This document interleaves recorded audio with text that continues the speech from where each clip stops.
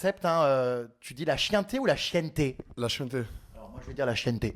La chienté. Ça vient d'où ce concept du coup, la chienté? C'est quoi cette expression? Ça veut dire quoi? En gros, la chienté, au début, c'était une expression au sein du quartier où t'as pas d'argent, t'as pas de meuf, t'as pas de voiture. Mais c'est la chienté.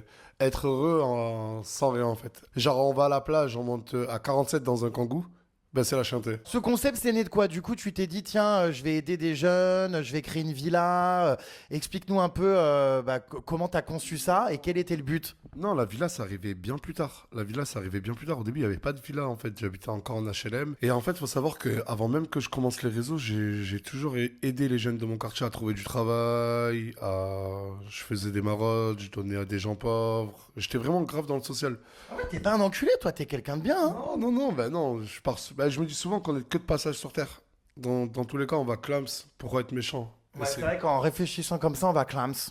J'avoue, non, il faut faire du bien autour de soi. Je sais pas si je donnerais autant de fric que toi, mais en tout cas, ouais, c'est vrai que ça fait réfléchir. L'argent, faut en garder, mais aussi, faut aussi beaucoup en donner. Et du coup, même avant les réseaux, j'ai aidé beaucoup les gens. Et un jour, je me suis dit, pourquoi pas commencer à filmer pour faire rire mes potes. Je faisais peut-être 50 vues. J'aimais trop recevoir des messages de mes amis en me disant LOL ou MDR. Et là, après, j'ai commencé à enchaîner les vidéos, 10 vidéos, 20 vidéos, 30 vidéos par jour. Et je vois mes ajouts, le bouche à oreille sur Perpignan. J'ai commencé à créer une petite communauté. Et ensuite, ça s'est enchaîné hyper vite.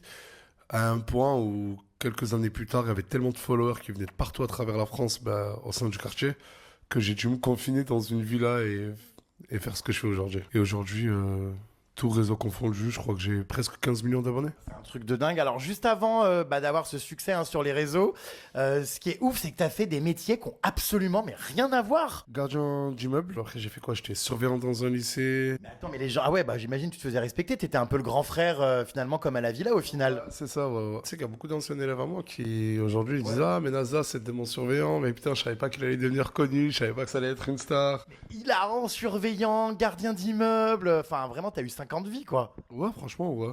Ouais. Et j'ai grave kiffé. Tous les métiers que j'ai pu faire dans ma vie, je les ai kiffés. Et...